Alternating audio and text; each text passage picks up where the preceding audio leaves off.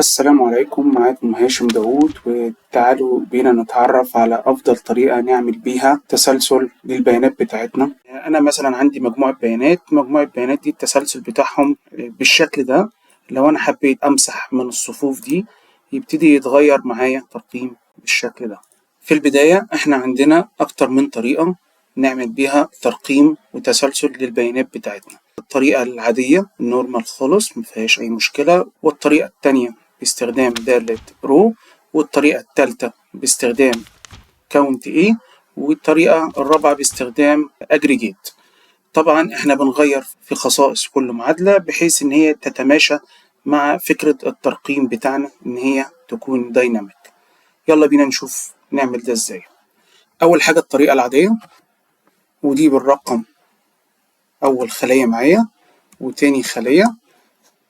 كده الاكسل هيفهم ان انا محتاج ترقيم واشد واسحب لتحت، رقم لي البيانات بتاعتي بكل سهولة. دي ما فيهاش اي مشكلة. الطريقة التانية باستخدام دالة رو، هقول له equal واختار دالة رو واحدد له رقم الخلية اللي انا موجود بيها.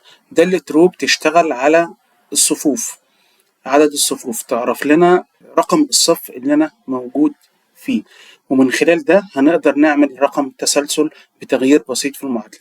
نشوف ده ازاي. هبتدي اكتب له رقم الخلية اللي انا موجود فيها اللي هي F4 واقفل المعادلة. جاب لي ان انا في صف رقم 4. الترقيم مظبوط، هو عرف بالفعل ان انا في الصف رقم 4. التعديل اللي احنا هنعمله على المعادلة اللي هو احنا هنشوف الفرق ما بين الصف اللي انا موجود فيه لأول صف، وابتدي انقصه عشان يبدأ لي الترقيم من رقم 1 يتماشى مع الجدول اللي انا متواجد فيه. هنقول الفرق اللي هو ايه، 1 2 3. نفتح المعادلة ونقول له -3. جاب لي الترقيم رقم 1. أطبق على باقي الصفوف، جاب لي الترقيم من 1 ل10 بطريقة دايناميك. الطريقة الثالثة معانا هي معادلة كاونت ايه.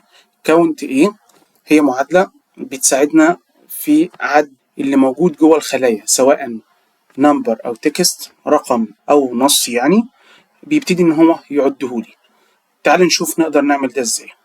هنقول له كاونت ايه،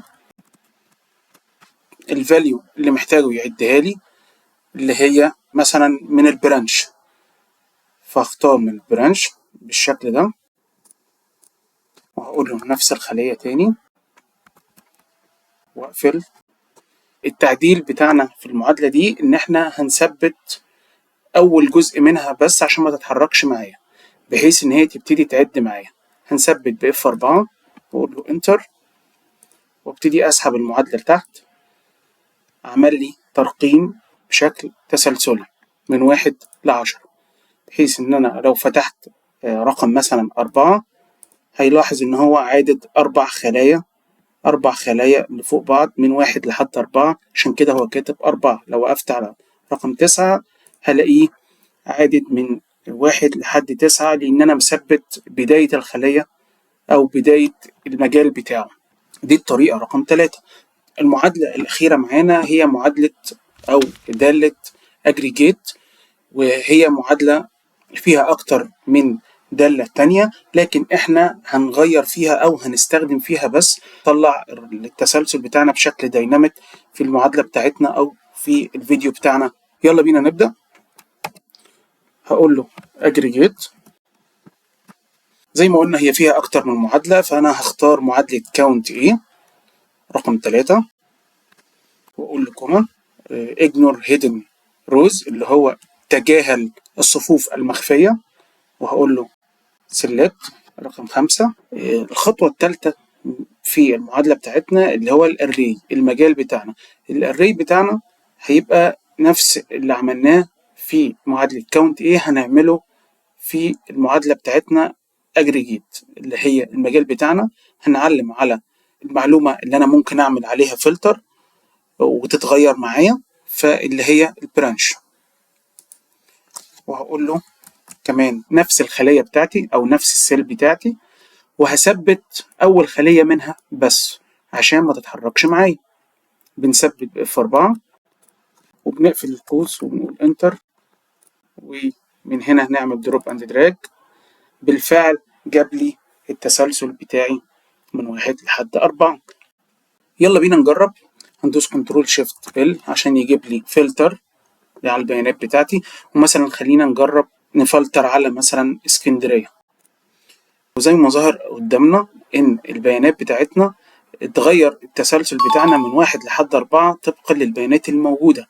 في معادلة اجريجيت هو بقت بشكل ديناميك، انما في المعادلات التانية لو انت مش هتغير وتعمل فلتر على البيانات مش هتتغير معاك. هي بشكل ديناميك حيث دالة ترو ودالة كاونت ايه، لكن من حيث الترقيم المانوال بشكل عادي كده مش هتغير معاك. لو غيرنا على اسكندرية مثلا غير معايا برضو بشكل ديناميك من 1 لحد 4.